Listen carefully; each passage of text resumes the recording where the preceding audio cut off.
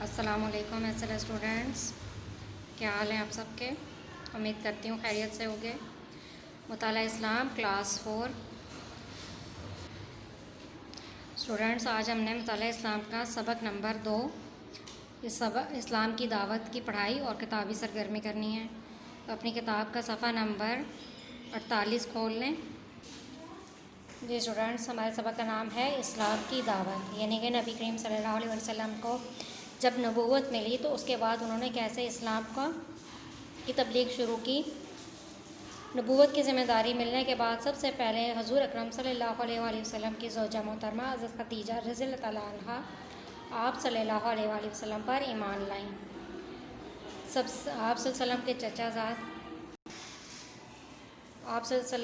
چچا زاد بھائی حضرت علی رضی اللہ عنہ، جن کی عمر صرف 10 برس تھی، حضرت زید رضی اللہ تعالیٰ عنہ آپ صلی اللہ علیہ وآلہ وسلم کے آزاد کردہ غلام، اور آپ صلی اللہ علیہ وآلہ وسلم کے بچپن کے دوست حضرت ابو بکر صدیق رضی اللہ تعالیٰ عنہ بھی فوراً آپ صلی اللہ علیہ وآلہ وسلم پر ایمان لے آئے۔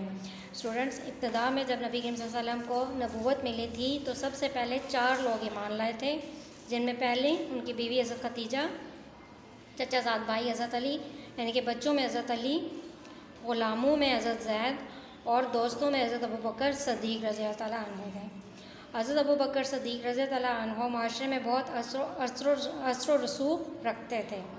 ان کی کوشش سے کچھ اور لوگ بھی مسلمان ہوئے۔ ان میں حضرت عثمان رضی اللہ تعالیٰ عنہ بن عفان، حضرت زبیر رضی اللہ تعالیٰ عنہ بن عوام، حضرت عبد الرحمن رضی اللہ تعالیٰ عنہ بن عوف، حضرت سعد رضی اللہ تعالیٰ عنہ بن ابی وقاص، حضرت طلحہ رضی اللہ تعالیٰ عنہ شامل ہیں، یعنی کہ یہ ابتدائی اسلام لانے والے لوگ ہیں۔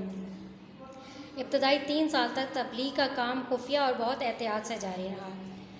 اس میں ایسا نہیں ہے کہ نبی کریم صلی اللہ علیہ وسلم کو کسی کا ڈر یا خوف تھا، بلکہ اللہ تعالیٰ کے حکم سے تبلیغ کا کام خفیہ طور پر رہا، یعنی کہ سر عام دعوت نہیں دی گئی، خفیہ طور پر دعوت دیتے رہے۔ خاندان والوں کی دعوت 3 سال کے بعد اللہ تعالیٰ نے آپ صلی اللہ علیہ وسلم کو حکم دیا کہ وَأَنذِرْ عَشِيرَتَكَ الْأَقْرَبِينَ، آپ صلی اللہ علیہ وآلہ وسلم اپنے قریبی رشتہ داروں کو خبردار کیجیے۔ اس کے بعد آپ نے اپنے قریبی رشتہ داروں کو خبردار کرنا شروع کیا، یعنی کہ اسلام کی دعوت دینا شروع کی۔ پہلے تو لنک سے لنک جوڑ رہا تھا نا کہ ایک کے جاننے سے دوسرے کا، لیکن اس کے بعد آپ نے سر عام دعوت کا کام شروع کیا۔ اب تک آپ صلی اللہ علیہ وسلم کے خاندان میں سے حضرت علی رضی اللہ عنہ کے سوا کوئی بھی مسلمان نہ ہوا تھا۔ چنانچہ رسول اللہ صلی اللہ علیہ وآلہ وسلم نے اپنے خاندان کے 45 افراد کو کھانے پر جمع کیا اور انہیں اسلام کی دعوت دی۔ سب خاموش رہے۔ حضرت علی رضی اللہ عنہ نے، جو ابھی بچے ہی تھے، آپ صلی اللہ علیہ وسلم کا ساتھ دینے کا اعلان کیا۔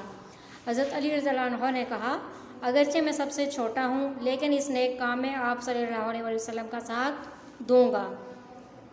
مجلس میں موجود لوگ اس بات پر ہنسنے لگے اور سب اٹھ کر چلے گئے، یعنی کہ ایک چھوٹا سا بچہ کیا آپ کا ساتھ دے گا، وہ اس بات پہ ہنسے۔ تو جو حضرت علی رضی اللہ عنہ ہیں، انہوں نے کہا تھا کہ اگرچہ میں چھوٹا ہوں، میری ٹانگیں بھی پتلی ہیں اور میری آنکھیں بھی کمزور ہیں، لیکن میں پھر بھی آپ کا ساتھ دوں گا۔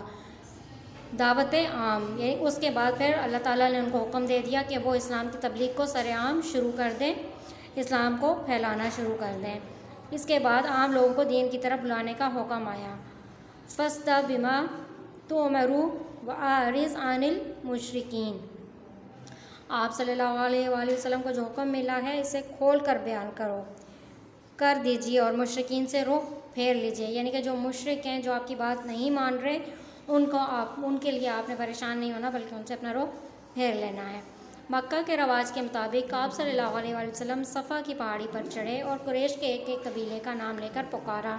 جب سب لوگ جمع ہو گئے تو فرمایا، اگر میں تم سے کہوں کہ اس پہاڑ کے پیچھے دشمن کا ایک لشکر تم پر حملہ کرنے آ رہا ہے تو کیا تم یقین کرو گے؟ سب نے کہا، ہاں بے شک، کیونکہ ہم نے آپ صلی اللہ علیہ وآلہ وسلم کو ہمیشہ سچ بولتے دیکھا ہے۔ مکہ کے رواج کے مطابق مطلب، یعنی کہ انہوں نے جب کسی چیز کا کوئی پیغام دینا ہوتا تھا، کوئی دعوت دینی ہوتی تھی، تو وہ ایک پہاڑ پر کھڑے ہو کر سارے علاقے کے لوگوں کو آواز دے کر بلایا کرتے تھے۔ جب لوگ جمع ہو جایا کرتے تھے تو پھر ان کو پیغام دے دیا جاتا تھا جس کے لیے جمع کیا جاتا تھا. ٹھیک ہے. آپ صلی اللہ علیہ وآلہ وسلم نے فرمایا لا الہ الا اللہ کہو کامیاب ہو جاؤ گے، ورنہ سخت عذاب کے لیے تیار ہو جاؤ. لا الہ الا اللہ، نہیں کوئی معبود مگر اللہ. ابو لہب جو آپ صلی اللہ علیہ وآلہ وسلم کا سگا چچا تھا، ابو لہب جو آپ صلی اللہ علیہ وآلہ وسلم کا سگا چچا تھا، آپ صلی اللہ علیہ وآلہ وسلم کو برا بھلا کہنے لگا. باقی لوگ بھی چلے گئے اور کفار مکہ نے اعلانیہ آپ صلی اللہ علیہ وآلہ وسلم کی مخالفت شروع کر دی. یعنی کہ اس وقت کوئی بھی اسلام نہیں لایا تھا، کوئی بھی اس بات کو ماننے کو تیار نہیں تھا. اس کی وجہ کیا تھی کہ نبی کریم صلی اللہ علیہ وسلم کوئی خاص سردار نہیں تھے. ان کا کہنا کیا تھا کہ اگر اللہ نے ہمیں ہدایت دینی تھی تو کسی سردار کو ہمارے لیے کیوں نہیں مختص کیا، یا کوئی فرشتہ کیوں نہیں بھیجا. ٹھیک ہے. عام تبلیغ دیکھیں، آپ صلی اللہ علیہ وآلہ وسلم نے لوگوں کی مخالفت کی کوئی پرواہ نہ کی اور تمام لوگوں کو اسلام کی تبلیغ کرتے رہے. انفرادی طور پر لوگوں سے ملے اور اجتماعی مقامات پر بھی لوگوں کو ایک اللہ کی طرف بلاتے رہے. آپ صلی اللہ علیہ وآلہ وسلم حج کے موقع پر مکہ آنے والے قافلوں سے ملتے، میلوں اور محفلوں میں جاتے اور ایک ایک کو اللہ کی طرف دعوت دیتے.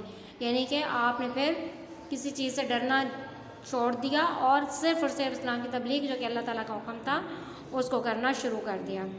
کیا ان اچھی باتوں کی دعوت پر مکہ والوں نے عمل نہ کیا، بلکہ کافر سردار تو الٹا آپ صلی اللہ علیہ وآلہ وسلم کے دشمن بن گئے. کافر اپنی کم عقلی اور ضد کی وجہ سے اپنے باپ دادا کے دین ہی کو درست کہتے رہے.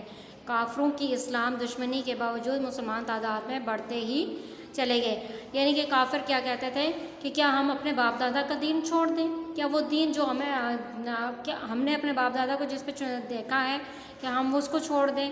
وہ اس کو چھوڑنے کے لیے تیار نہیں تھے.